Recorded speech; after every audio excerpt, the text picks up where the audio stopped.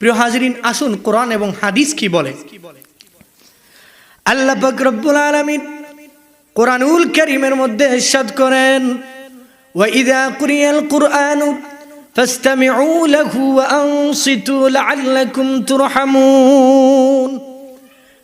যারা আরবি গ্রামার বুঝেন, যারা নাহু সরফ বুঝেন, তারা বুঝতে পারবেন এখানে খুবই গুরুত্বপূর্ণ দুটি সিগা আনা হয়েছে।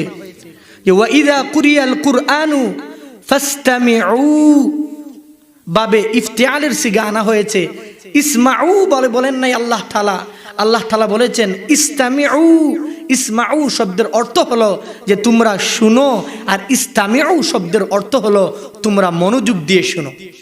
কারণ আরবিতে একটা নাহুর কায়দা আছে, কাসরাতুল মাবানি তাদুল্লু আলা জিয়াদাতিল মাআনি। তারপর কি বলেছেন?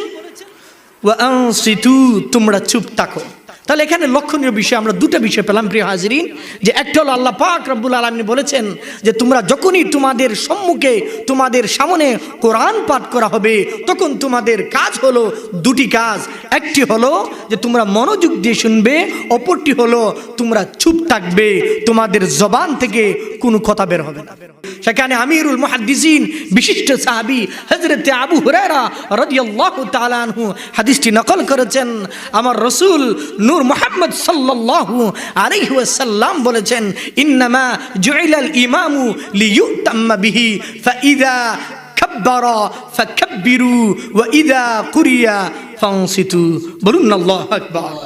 প্রিয় হাজিরিন, এই হাদিসের মধ্যে আল্লাহ রাসূল সাল্লাল্লাহু আলাইহি ওয়াসাল্লাম বলেছেন, ইন্নামা জুইলাল ইমামু লিয়ুতাম্মা বিহি। যখন তোমরা ইমামের পিছনে নামাজ আদায় করবে, যখন তোমরা মুক্তাদি হয়ে যাবে, তখন তোমরা কি করবে? যে ইন্নামা জুইলাল ইমামু লিয়ুতাম্মা বিহি ফাইযা কাব্বারা ফাকাব্বিরু। যখন ইমাম সাহেব তাকবীর দেয়, তখন তোমরা তাকবীর দিবে।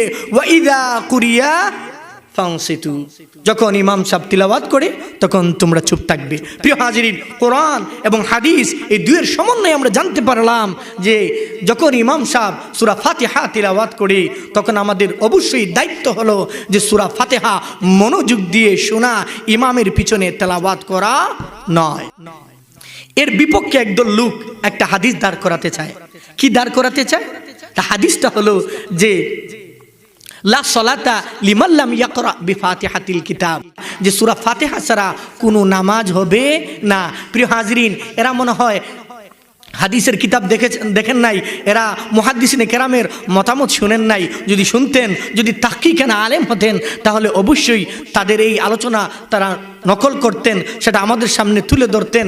সেখানের মধ্যে ওনারা যেইভাবে ব্যাখ্যা করেছেন সেটা হলো যে এটা লা সলাতা লিমান লাম ইয়াকরা বিফাতিহাতিল কিতাব, এটা কেবল তাদের জন্য যারা মুনফারিদান একা নামাজ আদায় করবে, জামাতে নামাজ যারা আদায় করবে তাদের জন্য নয়। প্রিয় হাজিরিন, তারা কি সেই হাদিসটা দেখে নাই? কি বলবো, এরা কি হাদিস পড়েছে? নাম তো রাখছে আহলুল হাদিস। ওই যে আব্বাসী সাহেব একটা কথা বলেন, এরা আহলুল হাদিস না, এরা আহলুল হদস।